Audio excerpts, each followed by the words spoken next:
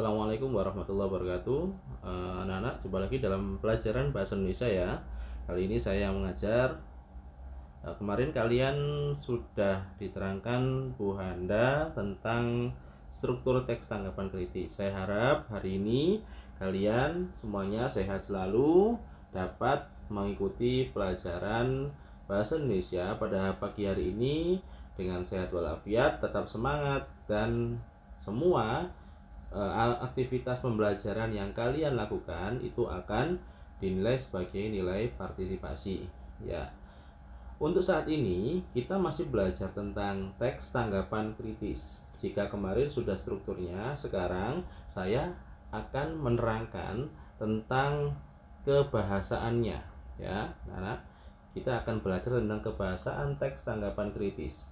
Nah, yang pertama nanti kita akan belajar tentang kalimat kompleks, yang kedua tentang kata rujukan, yang ketiga kita akan belajar tentang konjungsi. Nah, kalimat kompleks itu apa? Kalimat kompleks ini kalian nanti tolong dilihat bukunya ya, yang di kaidah kebahasaan di buku pena kalian masing-masing disiapkan dulu nanti sebelum pembelajaran ini kita lanjutkan. Di situ ada kalimat kompleks. Nah ya, kalimat kompleks di sini tertulis adalah kalimat yang memiliki lebih dari dua struktur dan dua verba atau predikat. Nah, kita sekarang dilihat ya. Di situ ada yang namanya dua verba. Dua verba itu yang mana, Pak? Misalkan di sini ada kata membuat, di sini ada kata membawa. Kalau ada awalan me di sini, ada awalan me juga di sini, berarti kalimat itu tergolong dua kalimat atau kalimat kompleks. Ya, ada kalimat membawa di sini, ada kata membawa dan ada kata membuat. Itu adalah kalimat kompleks. Jadi kalau kalimat kompleks itu berarti lebih dari satu kalimat. Begitu anak-anak. Nah, kalau kalimat kompleks ini lawannya biasanya adalah kalimat simpleks. Kalimat simpleks itu hanya satu kalimat saja, tetapi di sini tidak diajarkan ya. Yang dibutuhkan sekarang di pelajaran ini adalah kalimat kompleks. Kalimat tersebut terdiri atas satu induk kalimat dan satu anak kalimat yang merupakan pengembangan salah satu unsur kalimat induk atau pertama sebagai berikut.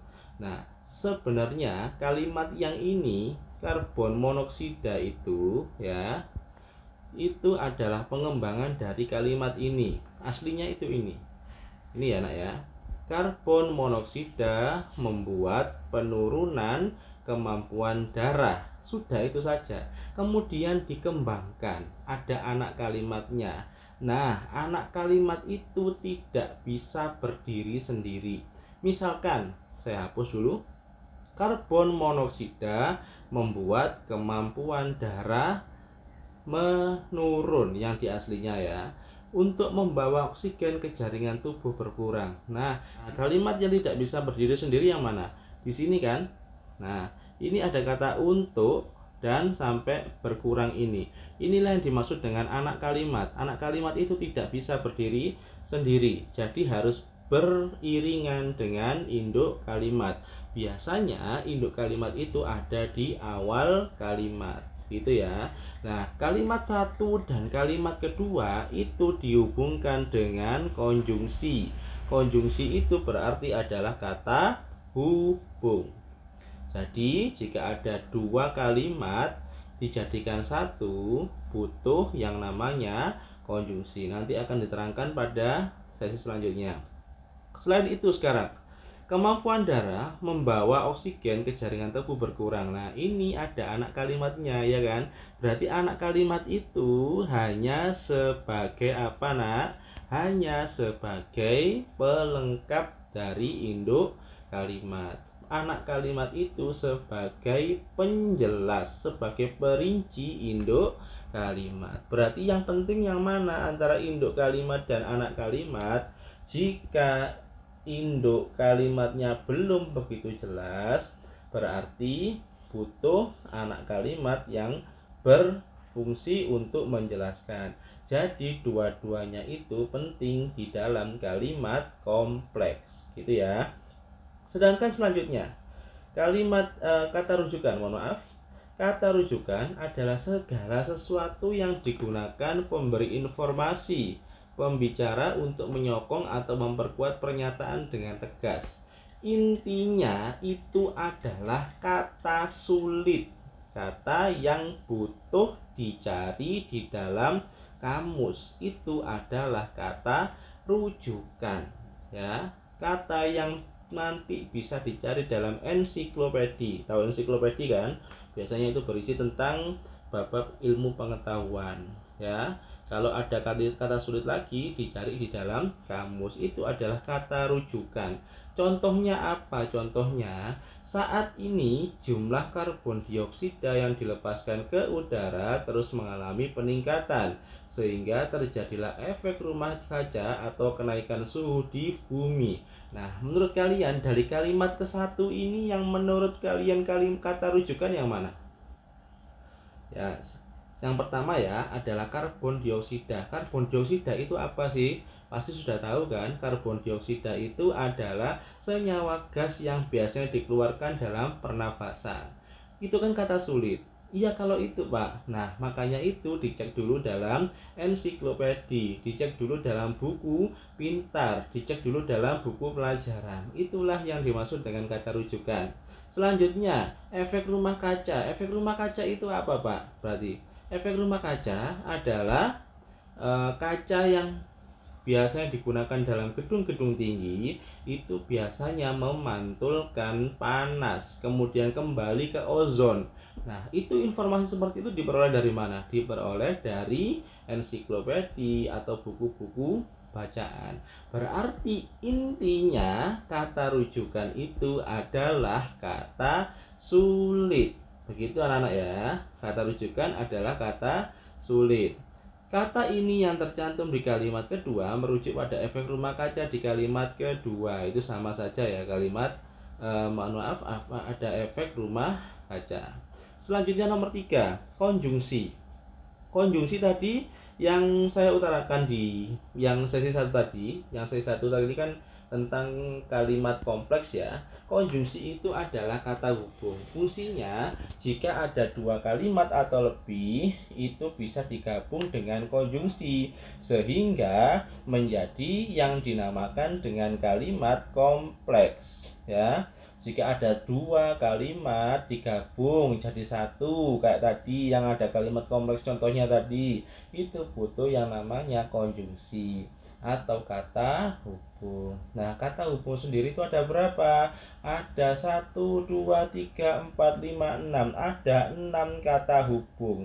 Ada hubungan penambahan. Misalkan hubungan penambahan saya contohkan, saya pergi ke pasar dan pergi ke mall. Misalnya ada berapa kalimat itu? Ada 2 kalimat. Saya pergi ke pasar, saya pergi ke mall. Dihubungkan dengan kata dan.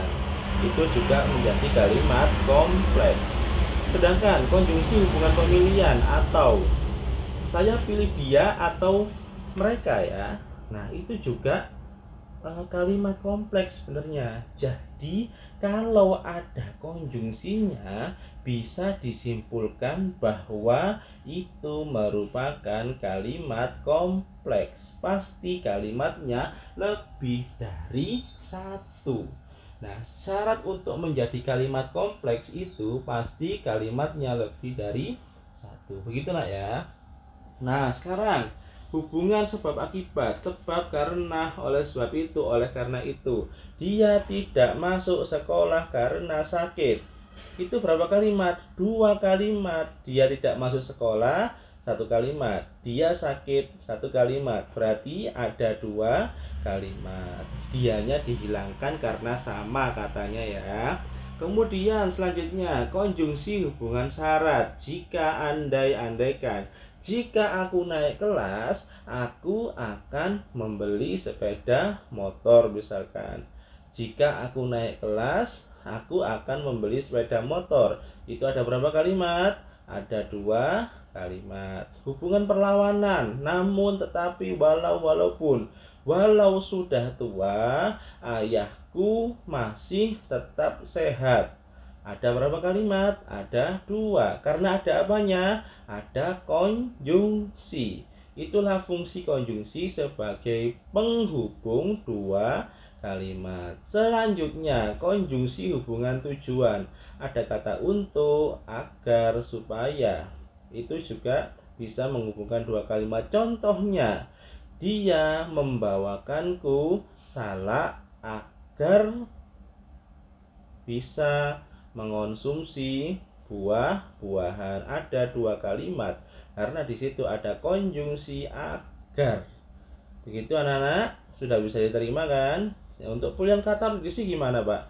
Pilihan kata diksi tidak usah dibahas karena ini hanya untuk memilih kata yang di dalamnya itu dituliskan sebagai kata baku. Pastikan kalau kita menanggapi orang lain menulis sebuah teks tanggapan, pasti menggunakan kata baku sesuai kaidah bahasa Indonesia yang berlaku. Gitu ya, Nak ya. Jadi tadi kita telah belajar tentang yang pertama adalah kalimat kompleks. Saya ulangi sekali lagi. Kalimat kompleks itu adalah kalimat yang jumlahnya lebih dari satu. Untuk mengetahui kalimat itu adalah kalimat kompleks atau bukan, coba dilihat apakah di situ ada konjungsinya. Kalau di situ ada konjungsinya, berarti otomatis itu adalah kalimat kompleks. Ini ciri-cirinya, ada konjungsi, ada ini semua. Nah, ini adalah ciri-cirinya ya, Nak ya. Nah, sekarang kalau begitu tadi, yang pertama tadi apa? Kalimat kompleks. Yang kedua adalah kata rujukan. Kalau kata rujukan itu adalah kata sulit yang harus ditemukan di dalam kamus, di dalam ensiklopedi. Itu anak. Demikian anak-anak untuk pertemuan pada hari ini. Dari saya tidak ada tugas, nanti akan ada tugas dari Bu Handa. Silakan kalian tunggu saja. Jika ada notifikasi dari Classroom berarti ada tugas. Jika tidak ada berarti diakumulasikan pada pertemuan berikutnya. Namun di teks tanggapan kritis ini pasti ada tugas yang diberikan. Terima kasih atas perhatiannya anak-anak. Semoga kalian tetap sehat selalu dan tetap semangat. Jaga protokol kesehatan, jaga jarak, dan jangan lupa pakai masker jika keluar rumah. Terima kasih. Mohon maaf bila ada salah kata. Assalamualaikum warahmatullahi wabarakatuh.